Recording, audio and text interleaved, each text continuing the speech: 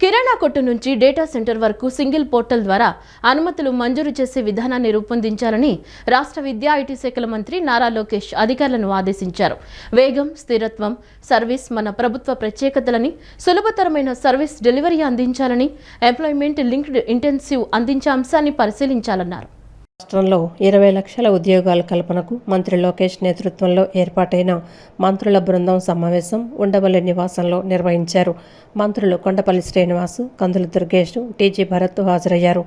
ఈ సందర్భంగా మంత్రి లోకేష్ మాట్లాడుతూ రాష్ట్రంలో పెట్టుబడులు పెట్టేందుకు ముందుకొచ్చిన 750 భారీ పరిశ్రమలు వివిధ దశల్లో ఉన్నాయని, ఇవి పూర్తి స్థాయిలో పట్టాలెక్కితే పెద్ద ఎత్తున రాష్ట్రంలోని యువతకు ఉద్యోగాలు అందుబాటులోకి వస్తాయన్నారు. త్వరగా ఆయా పరిశ్రమలు గ్రౌండింగ్ అయ్యేలా పరిశ్రమల శాఖ, ఎకనామిక్ డెవలప్మెంట్ బోర్డు అధికారులు ట్రాక్ చేస్తూ శ్రద్ధ వహించాలన్నారు. పనులను వేగవంతం చేసి ప్రతి నెల ప్రాజెక్టుల భూమి పూజ, ప్రారంభోత్సవాలు ఉండేలా అధికారులు చొరవ చూపాలని సూచించారు. నవంబర్లో నిర్వహించే భాగస్వామ్య సదస్సు నాటికి సాధ్యమైనంత గరిష్టంగా పరిశ్రమలు గ్రౌండింగ్ అయ్యేలా చర్యలు తీసుకోవాలన్నారు. గత సమ్మిట్కు మించి ఈసారి పెద్ద సంఖ్యలో రాష్ట్రానికి పరిశ్రమలను ఆకర్షించేలా విదేశాలతో పాటు దేశవ్యాప్తంగా పెద్ద ఎత్తున రోడ్ షోల నిర్వహణకు ప్రణాళికలు రూపొందించాలన్నారు. ప్రాజెక్టుల పురోగతికి సంబంధించి ప్రతి 15 రోజులకోసారి కలెక్టర్లు, జిల్లా స్థాయి అధికారులతో రాష్ట్ర స్థాయి ఉన్నతాధికారులు సమీక్షించాలని చెప్పారు. వివిధ శాఖాధికారుల సమన్వయంతో పనిచేసి మౌలిక సదుపాయాల కల్పనపై దృష్టి సారించాలన్నారు. పునరుత్పాదక ఇంధన ప్రాజెక్టులు త్వరితగతిన పూర్తయ్యేలా చర్యలు తీసుకోవాలని కోరారు. భారీ పరిశ్రమలతో పాటు రాష్ట్రంలో కొత్తగా ఏర్పాటవుతున్న ఎంఎస్ఎంఈలను అన్బోర్డు చేయాలన్నారు. త్వరలో భోగాపురం విమానాశ్రయం అందుబాటులోకి రానున్నందున విశాఖపట్నంలో సాధ్యమైనంత ఎక్కువగా హోటల్ గదులు అందుబాటులోకి తెచ్చేలా చర్యలు తీసుకోవాలని సూచించారు. కూటమి ప్రభుత్వం అధికారంలోకి వచ్చిన అనంతరం గత 2 ఏళ్ల కాలంలో రాష్ట్రంలో క్రీడలు, యువజన సేవల అభివృద్ధికి విశేష ప్రాధాన్యత ఇస్తూ అనేక కీలక కార్యక్రమాలు అమలు చేసినట్లు రాష్ట్ర రవాణా, యువజన, క్రీడా శాఖల మంత్రి మండిపల్లి రాంప్రసాద్ రెడ్డి తెలిపారు. గత ప్రభుత్వ హయాంలో నిర్వీర్యమైన క్రీడా వ్యవస్థను పునరుద్ధరించి మౌలిక వసతుల కల్పన, క్రీడాకారుల ప్రోత్సాహం, యువత సాధికారత లక్ష్యంగా ప్రభుత్వం సమగ్ర చర్యలు చేపట్టిందన్నారు. నియోజకవర్గ స్థాయిలో క్రీడా వికాస కేంద్రాల నిర్మాణం చేపట్టామని, ఇప్పటి వరకు 46 కేంద్రాలు పూర్తయ్యాయని, మరో 91 పనులు పురోగతిలో ఉన్నాయని తెలిపారు. అమరావతి ఛాంపియన్షిప్లు, para badminton, beach volleyball, beach kabaddi వంటి పలు జాతీయ స్థాయి పోటీలను విజయవంతంగా నిర్వహించామని చెప్పారు. అమరావతి సచివాలయంలో నిర్వహించిన పత్రికా సమావేశంలో మంత్రి మండిపల్లి రాంప్రసాద్ రెడ్డి మాట్లాడారు. విజయనగరం విజీ స్టేడియం, తిరుపతి శ్రీ పద్మావతి మహిళా విశ్వవిద్యాలయంలో మల్టీపర్పస్ ఇండోర్ స్పోర్ట్స్ కాంప్లెక్స్లను పూర్తి చేసి ప్రారంభించామని తెలిపారు. ఖేలో ఇండియా పథకం కింద 75 కోట్లతో విజయవాడ, కుప్పం, శ్రీకాకుళం, రాజమహేంద్రవరం, గుంటూరులో ఆధునిక క్రీడా మౌలిక వసతుల నిర్మాణ పనులు కొనసాగుతున్నాయని వెల్లడించారు. అంతర్జాతీయ స్థాయిలో పథకాలు సాధించిన క్రీడాకారులకు 5.60 కోట్ల నగదు ప్రోత్సాహకాలు అందించగా, వివిధ క్రీడా విభాగాల్లో ప్రతిభ కనపర్చిన 429 మంది క్రీడాకారులకు 19 కోట్ల ప్రోత్సాహకాలు అందించినట్లు చెప్పారు. క్రీడాకారుల ఉద్యోగ రిజర్వేషన్లను 2% నుంచి 3% పెంచడంతో 2 సంవత్సరాల్లో 819 మంది క్రీడాకారులు ప్రభుత్వ ఉద్యోగాలు పొందారని పేర్కొన్నారు. గ్రామీణ ప్రాంతాల్లో ప్రతిభావంతులైన క్రీడాకారులను గుర్తించేందుకు రాష్ట్ర వ్యాప్తంగా 31 క్రీడా విభాగాల్లో లీగ్ పోటీలను నిర్వహిస్తున్నామని, విశాఖపట్నం, కాకినాడ, తిరుపతిలో మూతబడిన క్రీడా అకాడమీలను తిరిగి ప్రారంభించి 13 క్రీడా విభాగాల్లో శిక్షణ అందిస్తున్నామని వెల్లడించారు. యువజన సేవల విభాగం ద్వారా రాష్ట్ర వ్యాప్తంగా యువజన ఉత్సవాలు, వికసిత భారత్, యంగ్ లీడర్స్ డైలాగు, వ్యక్తిత్వ వికాసం మరియు కెరీర్ కౌన్సిలింగ్ కార్యక్రమాలు నిర్వహించి లక్షలాది మంది యువతకు ప్రయోజనం చేకూర్చినట్లు మంత్రి తెలిపారు. ఆంధ్ర యువ సంకల్ప్ 2K25 కార్యక్రమం ద్వారా యువతలో సామాజిక బాధ్యతను పెంపొందించే వినూత్న ప్రయత్నం చేపట్టామని చెప్పారు. నియోజక స్థాయిలో క్రీడాకారులకు ముఖ్యంగా అక్కడ క్రీడా మౌలిక వసతులు ఏవైతే కల్పించాలనుకున్నామో అవి ఒక్కొక్కటిగా రాష్ట్ర వ్యాప్తంగా 175 నియోజకవర్గాల్లో పనులు చేపట్టడం జరిగింది. దానిలో భాగంగా 29 కోట్ల వ్యయంతో నియోజకవర్గ స్థాయి వివిధ పట్టణాల్లో క్రీడా మౌలిక వసతులు కల్పన జరుగుతూ ఉంది. ఇప్పటికీ 46 క్రీడా వికాస కేంద్రాలు, ఏదైతే కేవీకే కేంద్రాలు ఉంటాయో అవి, అలాగే 91 పనులు మిగతా నియోజకవర్గాల్లో జరుగుతూ ఉన్నాయి. దీనికి టోటల్గా ఈ 2 సంవత్సరాల్లో 58 కోట్ల రూపాయలు వెచ్చించడం జరిగిందని మీ అందరి ముందు తెలియజేసుకుంటున్నా. అలాగే ముఖ్యంగా ఈ రాష్ట్రంలో స్పోర్ట్స్ అథారిటీ ఆఫ్ ఆంధ్రప్రదేశ్ ద్వారా ఎన్నో టోర్నమెంట్లు మరియు శిక్షణా తరగతులు జరుగుతూ ఉన్నాయి. దానిలో భాగంగానే గత వేసవిలో 2024-25 సంవత్సరం అనుకోండి, ఈ వేసవి 25-26 సంవత్సరంలో కూడా ప్రతి ఒక్క నియోజకవర్గ స్థాయిలో క్యాంప్స్ నిర్వర్తించాయి. దిగ్విజయంగా వందలాది వేలాది మంది క్రీడాకారులకు ఒక వరంగా మారింది. వైసీపీ నాయకులు, మాజీ ప్రజాప్రతినిధులు, పార్టీ అనుబంధ మీడియా కలిసి పాత ఫోటోలను కొత్తవిగా చూపించి ప్రభుత్వంపై బురద జల్లే కుట్రకు పాల్పడుతున్నారని విజయవాడ ఎంపీ కేశినేని శివనాథ్ ఆరోపించారు. ప్రజలను మభ్యపెట్టేందుకు ప్రతిరోజు ఒక కొత్త కథ అల్లడం, మరుసటి రోజే దానిలోని అబద్దాలు బయటపడటం వైసీపీకి అలవాటైందని ఎద్దేవా చేశారు. పోలవరం కుడి కాలువ మట్టి దోపిడీ అంశంపై వైసీపీ ఒక మీడియా చేస్తున్న ప్రచారం పూర్తిగా అబద్దాలపై ఆధారపడిందని ధ్వజమెత్తారు. ముఖ్యమంత్రి చంద్రబాబు నాయుడు నాయకత్వంలో పోలవరం ప్రాజెక్టును పూర్తి చేసి రైతుల కలను సాకారం చేయడమే ప్రభుత్వ లక్ష్యమని పేర్కొన్నారు. విజయవాడలోని గురునానక్ కాలనీలో తన కార్యాలయంలో ఏర్పాటు చేసిన విలేకరుల సమావేశంలో విజయవాడ ఎంపీ కేశినేని శివనాథ్ మాట్లాడారు. ఒక పత్రికలో ప్రచురించిన ఫోటో నిజమైనదేనని, అయితే అది 2023 ఫిబ్రవరి 9న పోలవరం కుడి కాలువ వద్ద తీసిన ఫోటో అని స్పష్టం చేశారు. ఆ సమయంలో జరిగిన అక్రమ మట్టి తరలింపులను నేటి ప్రభుత్వ హయాంలో జరిగినట్లుగా చూపించటం ప్రజలను తప్పుదోవ పట్టించే ప్రయత్నమని విమర్శించారు. ఫోటోలో కనిపిస్తున్న జీటీఆర్ లారీల వివరాలు, ఆ రోజు పరిస్థితులను నిర్ధారించే గూగుల్ టేక్అవుట్ ఫోటోలు, జీపీఎస్ ఆధారాలు తమ వద్ద ఉన్నాయని తెలిపారు. వాస్తవానికి పోలవరం కుడి కాలువలో జరిగిన అక్రమ తవ్వకాలు, మట్టి తరలింపులు అప్పటి ప్రభుత్వ హయాంలోనే జరిగాయని, ఇప్పుడు వాటిని దాచిపెట్టి రాజకీయ ప్రచారం చేయడం దురుద్దేశపూర్వక చర్యని పేర్కొన్నారు. వైసీపీ ప్రచారంలో చెప్తున్నట్లు 2 లక్షల క్యూబిక్ మీటర్ల మట్టి కాదు, దాదాపు 2 కోట్ల క్యూబిక్ మీటర్ల మట్టి అక్రమంగా తరలించబడిందనే ఆరోపణలపై అప్పట్లోనే ప్రజలు, పర్యావరణ కార్యకర్తలు కోర్టులను ఆశ్రయించారని చిన్ని తెలిపారు. ఈ అంశంపై హైకోర్టులో కేసు నమోదైందని, 2022లోనే నేషనల్ గ్రీన్ ట్రిబ్యునల్ ఎన్జీటీలో కూడా పిటిషన్ దాఖలైందని చెప్పారు. 2 లక్షలు 2 కోట్ల మధ్య తేడా కూడా తెలియకుండా ఆరోపణలు చేస్తున్న నాయకులు ఇప్పుడు నీతులు చెప్పడం విడ్డూరమని విమర్శించారు. జీటీఆర్ అంటారు.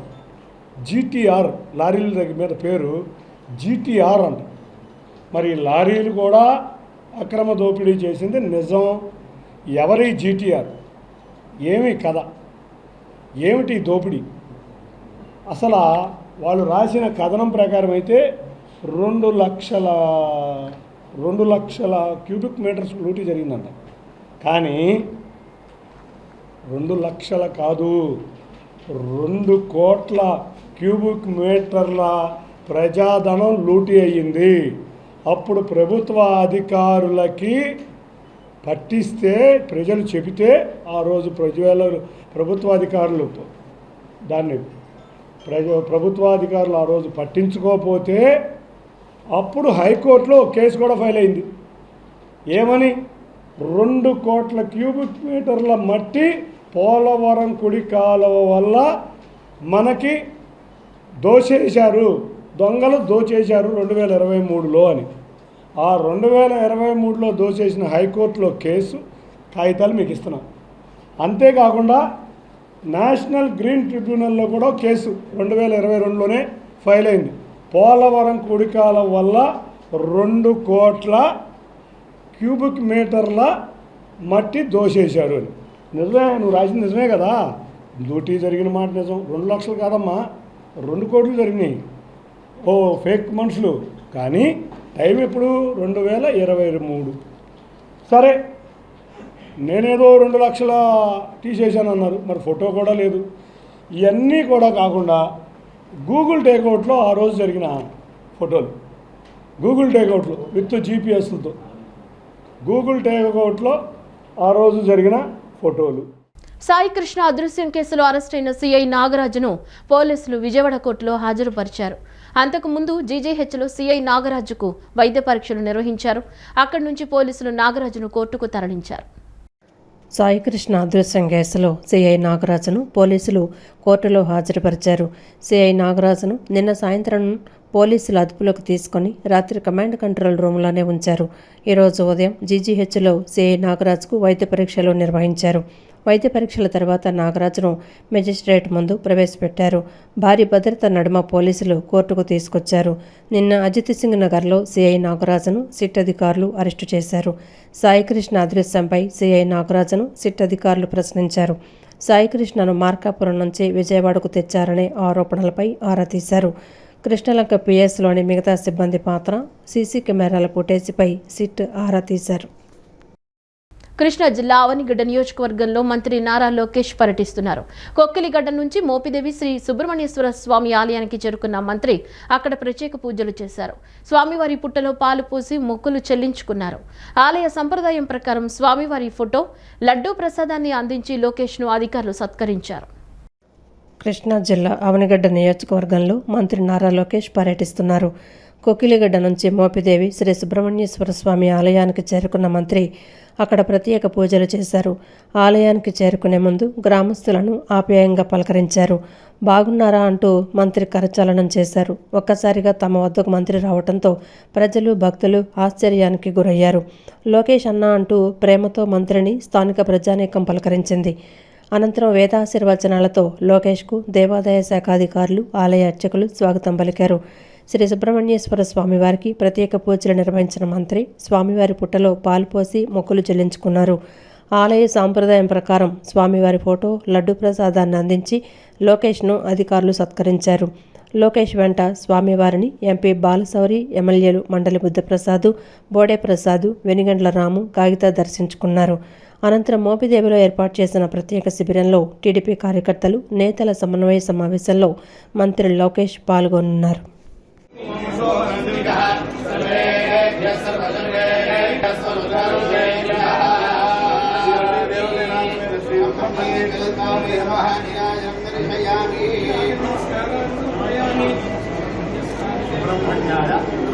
శేషాయ శివాయ శివమూర్తయే బ్రహ్మాండ మహాదేవాయ నాగరాజాయ తే నమః.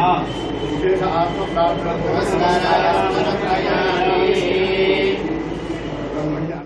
ఏకాదశి పర్వదినాన్ని పురస్కరించుకుని ఇంద్రకీలాద్రిపై కొలువై ఉన్న కనకదుర్గమ్మను ఖమ్మం, మధిర ప్రాంతానికి చెందిన కవిత, విజయ ఇంజనీరింగ్ కాలేజ్ చైర్మన్, డైరెక్టర్లు పారుపల్లి ఉషా కిరణ్ కుమార్, కరివేద వెంకటేశ్వరరావు, నెల్లూరి బూచి రామారావు దర్శించుకున్నారు.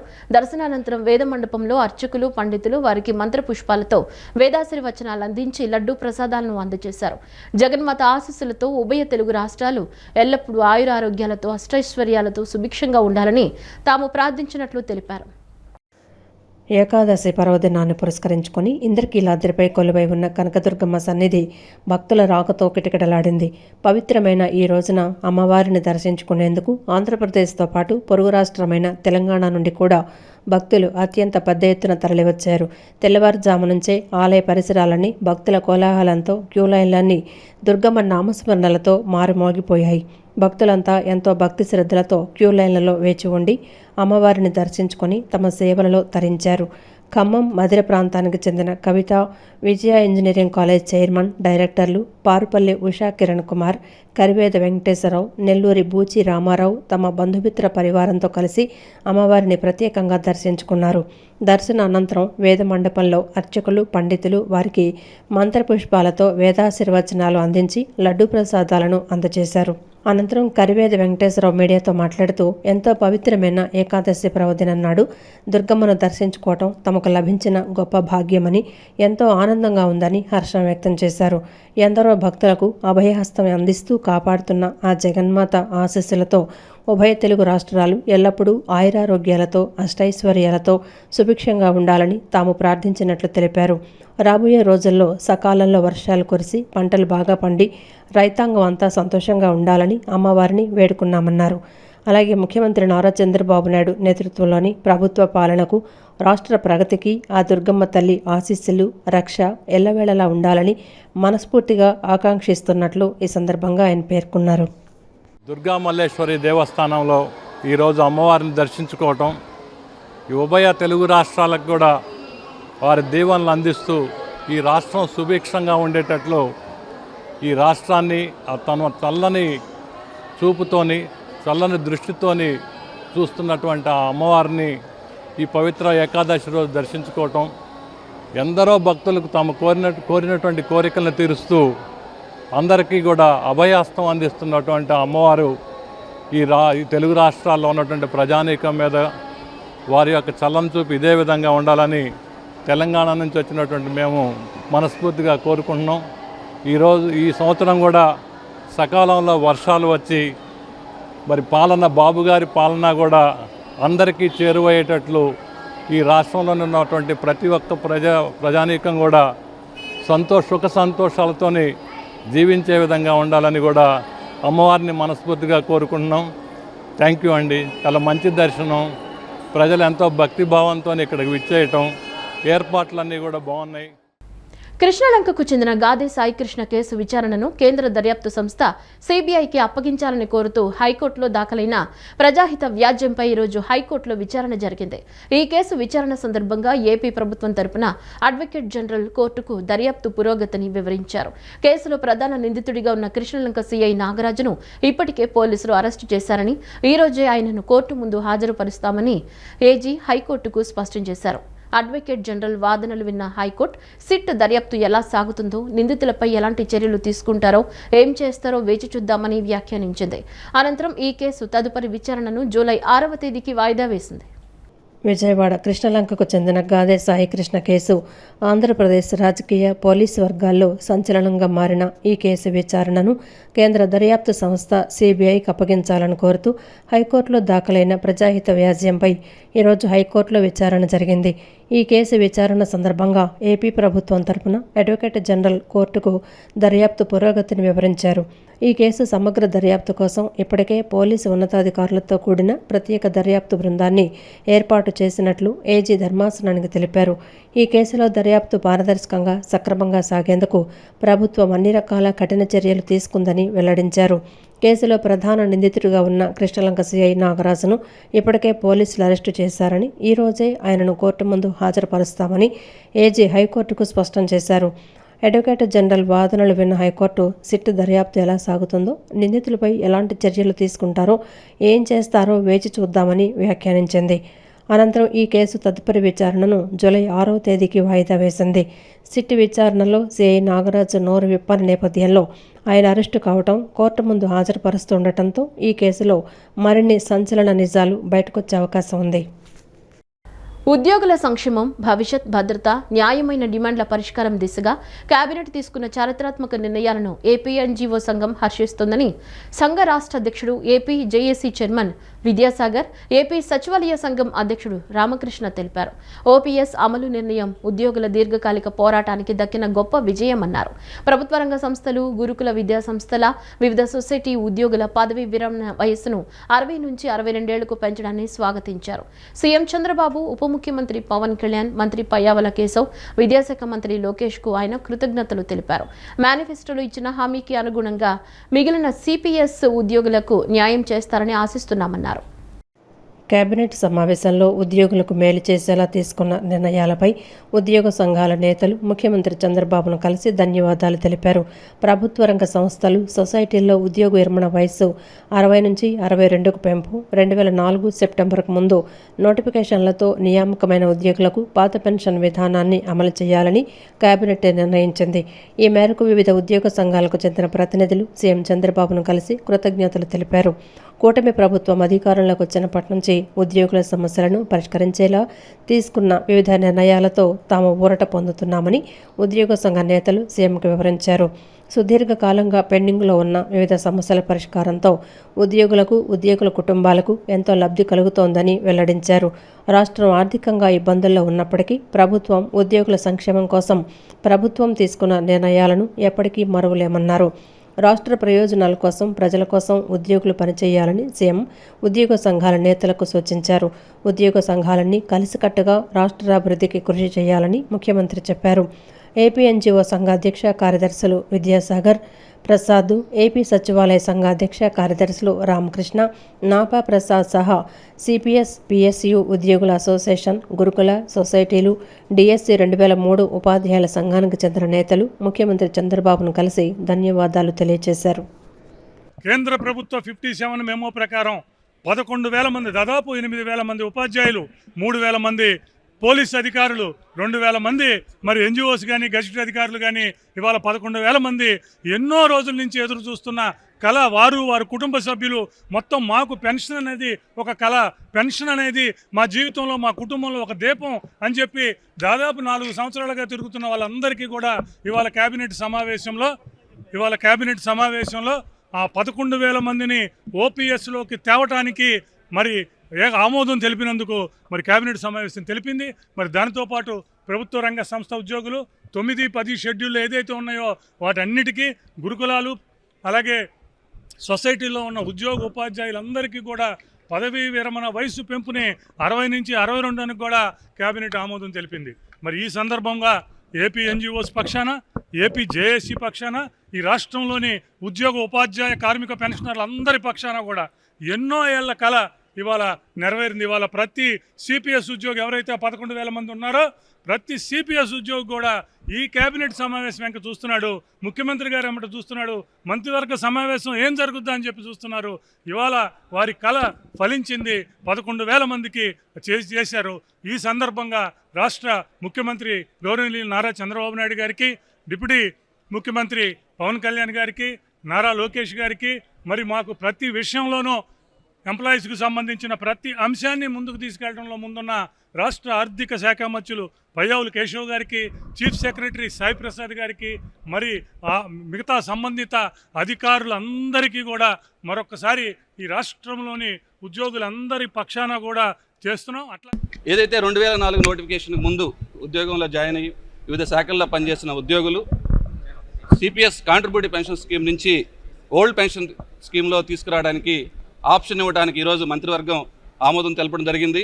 దీనికి ఆంధ్రప్రదేశ్ సచివాలయ సంఘం నుంచి గౌరవ ముఖ్యమంత్రి గారికి, వారి మంత్రివర్గ సభ్యులందరికీ కృతజ్ఞతలు తెలియజేస్తున్నాం. ముఖ్యంగా ఏదైనా కానీ చరిత్రాత్మక నిర్ణయాలు తీసుకోవడంలో చంద్రబాబు నాయుడు గారు ముందుంటారు.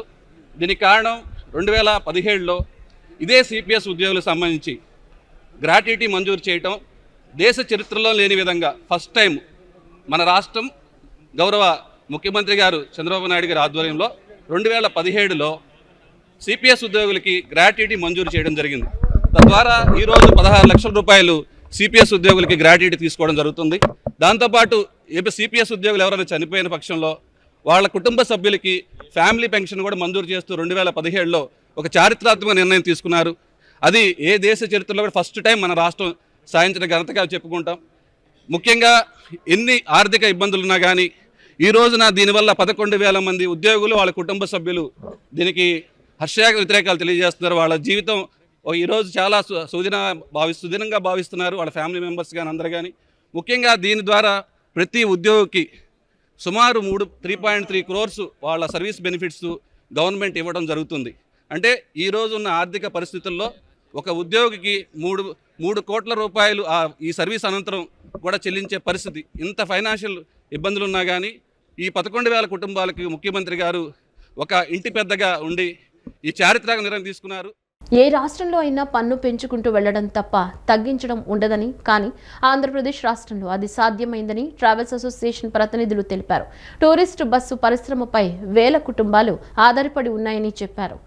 ఈ రంగం ప్రస్తుతం అంపసయ్యపై ఉందని, తమ ఇబ్బందులను గుర్తించి బతుకు తెరువు కల్పించేలా చేసినందుకు ప్రభుత్వానికి కృతజ్ఞతలు తెలిపారు. టూరిస్టు బస్సుల పన్ను తగ్గింపునకు కేబినెట్ ఆమోదం తెలపడాన్ని ట్రావెల్స్ అసోసియేషన్ ప్రతినిధులు స్వాగతించారు. మంత్రి మండిపల్లి రాంప్రసాద్ రెడ్డిని సచివాలయంలో కలిసి కృతజ్ఞతలు తెలిపారు. ఏఐటీపీ టూరిస్టు బస్సులకు భారీ ఊరట లభించిందని వారు హర్షం వ్యక్తం చేశారు. ప్రతి సీటుపై త్రైమాసిక పన్ను 4,000 నుంచి 2,500కు తగ్గించడం ద్వారా ఇతర రాష్ట్రాలకు వెళ్లిన రిజిస్ట్రేషన్లు తిరిగి ఏపీకి వచ్చే అవకాశం ఉందని తెలిపారు. దాదాపు 15 సంవత్సరాలుగా పన్ను తగ్గింపు కోసం పోరాడుతున్నామో ఆ కళ సాకారమైందని అన్నారు. ఇంతకుముందు ఉమ్మడి ఆంధ్రప్రదేశ్లో ఒక రాష్ట్రానికి 3,750 రూపాయలు కట్టేవాళ్లమని, 2 రాష్ట్రాలైన తర్వాత 2014 నుంచి ఒక్కో రాష్ట్రానికి 4,000 రూపాయల పన్ను చెల్లిస్తున్నట్లు తెలిపారు. అందుకని తాము కూడా వేరే దారులు చూడక తప్పలేదన్నారు. అరుణాచల్ ప్రదేశ్, నాగాలాండ్కు పోవాల్సి వచ్చిందన్నారు.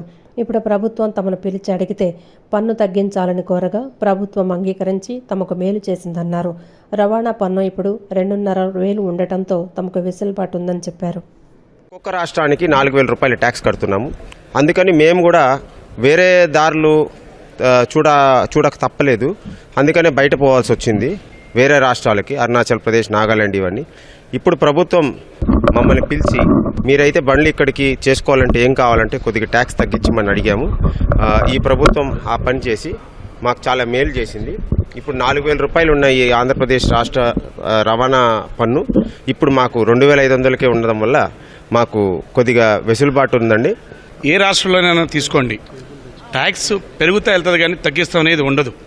కానీ ఇది మన ఈ ఆంధ్రప్రదేశ్ స్టేట్లో సాధ్యమైంది. కొన్ని వేల కుటుంబాలు ఆధారపడి ఉన్నాయండి ఈ బస్ ఇండస్ట్రీకి. యాక్చువల్లీ ఈ బస్ ఇండస్ట్రీ ప్రజెంట్ అంపసై మీద ఉందండి. అంటే తెలుగు అమల్లో ఉన్నాం మేము. ఎందుకంటే ఆపరేషనల్ కాస్ట్ మాకు వర్కౌట్ అవ్వక మేమందరం హ్యూజ్ లాసెస్లో ఉండి చాలా ఇబ్బంది పడుతున్నాం. అటువంటి సమయంలో దీంట్లో చొరవ చూపించి మా అందరు కొన్ని వేల కుటుంబాలకి దీని మీద ఆధారపడే విధంగా మళ్ళీ ఇంకా బతుకు తెరువుకి ఇంకా కొనసాగించే విధంగా మాకు ఈరోజు కల్పించారు. గవర్నమెంట్కి ధన్యవాదాలండి. రాష్ట్ర హోంమంత్రి వంగల్పూడి అనితపై అనుచిత వ్యాఖ్యలు చేసిన వ్యవహారంలో వైసీపీ మాజీ మంత్రి గుడివాడ అమర్నాథ్కు రాష్ట్ర మహిళా కమిషన్ తాజాగా మరోసారి సమన్లు జారీ చేసింది. ఈ నెల 29న ఉదయం 11 గంటలకు విచారణకు హాజరు కావాలని ఆదేశించింది. కాగా కమిషన్ గతంలో జారీ చేసిన సమన్లపై అమర్నాథ్ స్పందిస్తూ వివరణకు సంబంధించిన ఆధారాలు సేకరించేందుకు నాకు సమయం కావాలి, ఈ నెల 25 తర్వాత హాజరవుతాను అని కమిషన్కు తెలిపారు. ఆయన అభ్యర్థనను పరిగణలోకి తీసుకున్న మహిళా కమిషన్ తాజాగా సమన్లు జారీ చేసింది.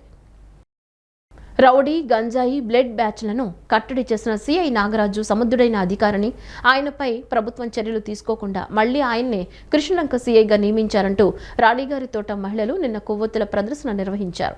రాణిగారితోట సిమెంట్ గోదాం నుంచి ప్రారంభమైన ప్రదర్శన సిద్ధం కృష్ణారెడ్డి వీధి మీదుగా గుడ్ మార్నింగ్ టీ హోటల్ సెంటర్లోని ఎన్టీఆర్ విగ్రహం వరకు సాగింది. మహిళలు కొవ్వొత్తులు, ప్లకార్డులు పట్టుకుని ఆయనకు మద్దతుగా నినాదాలు చేశారు. ఈ సందర్భంగా వారు మాట్లాడుతూ రాణిగారితోట, తారక రామానగర్ ప్రాంతాల్లో గంజాయి, బ్లేడ్ బ్యాచ్ల ఆగడాలు అధికంగా ఉండేవని, నాగరాజు సీఐగా వచ్చిన తర్వాతే వాటికి అడ్డుకట్ట పడినట్లు పేర్కొన్నారు. సమర్థుడైన అధికారిని రాజకీయాలకు బలి చేయడం సరికాదన్నారు.